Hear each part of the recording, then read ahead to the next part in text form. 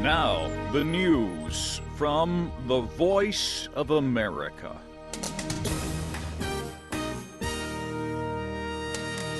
Mandela's condition worsens. American wanted on espionage charges seeks asylum.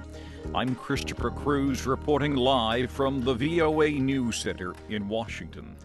Nelson Mandela's condition has worsened over the past 24 hours, and he is now reported to be in critical condition. South African presidential spokesman Mac Maharaj talking to VOA. President Jacob Zuma, accompanied by ANC Deputy President Mr. Cyril Ramaphosa, visited the former president this evening, the 23rd of June, in hospital. They were briefed by the medical team, who informed them that the former president's condition had become critical over the past 24 hours. The 94-year-old former South African president has been in the hospital since earlier this month, being treated for a lung infection. We're following this story closely, and we will report on any changes in Mr. Mandela's condition immediately here on VOA. An American man wanted by the U.S. government on charges of releasing secret documents has reportedly asked for political asylum from Ecuador. Edward Snowden flew to Moscow Sunday from Hong Kong, where he'd been living since leaving the United States last month. He's expected to leave Monday for Cuba. He has said he was responsible for leaking documents that news reports say show how extensive American monitoring of telephone and internet communications has been. American officials say his passport has been canceled and he should not be permitted any more international travel because of the espionage charges against him. Gunmen have killed 9 foreign mountain climbers and their guide at a base camp of one of the world's tallest mountains in northern Pakistan. The Pakistani Taliban has claimed responsibility for killing 6 Ukrainians and 3 Chinese. The group says it killed the climbers in retaliation for the death of their leaders, who were killed last month in a drone strike. Ayaz Gul reports the search for the killers is underway. Pakistani troops, assisted by the local civilian administration, have cordoned off the area and a massive manhunt is underway to capture the attackers. Authorities and locals believe the killings are not the work of ordinary criminals, and the gunmen must have trained and planned the attack for months because the area is accessible to only climbers, local guides, and Pakistani troops.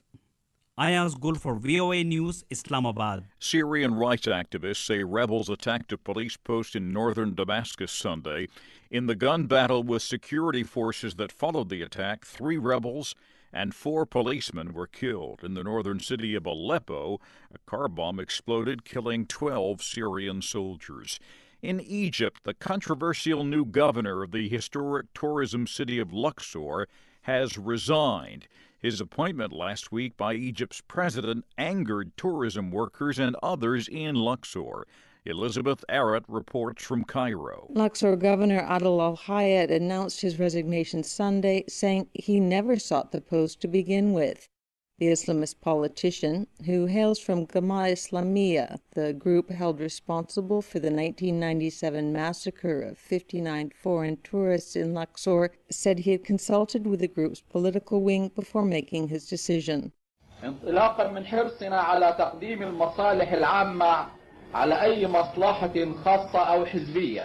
He said national interests transcend those of an individual or party, and that he wanted to prevent any bloodshed due to what he called a media campaign concocted against him. Elizabeth Arrett, VOA News, Cairo. Egypt's army chief says the military will act if a planned mass protest against the country's Islamist president turns violent. General Abdel Fattah el-Sisi is also the country's defense minister. In a statement released Sunday, he said the armed forces have an obligation to intervene to prevent Egypt from plunging into what he called a dark tunnel. The statement urged the country's political opponents to resolve their differences through dialogue rather than protests. Egyptian liberal and secular activists have called for a large anti-government protest in Cairo next Sunday. and big changes could be approved in Washington this week. Congress continues to try to reach agreement on major changes to the country's immigration system.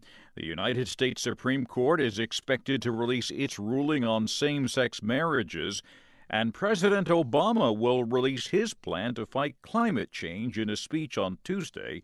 His plan will rely mostly on presidential orders rather than legislation. Top story at this hour, Nelson Mandela's condition has worsened over the past 24 hours. He's now said to be reported in critical condition. We continue to follow this story closely.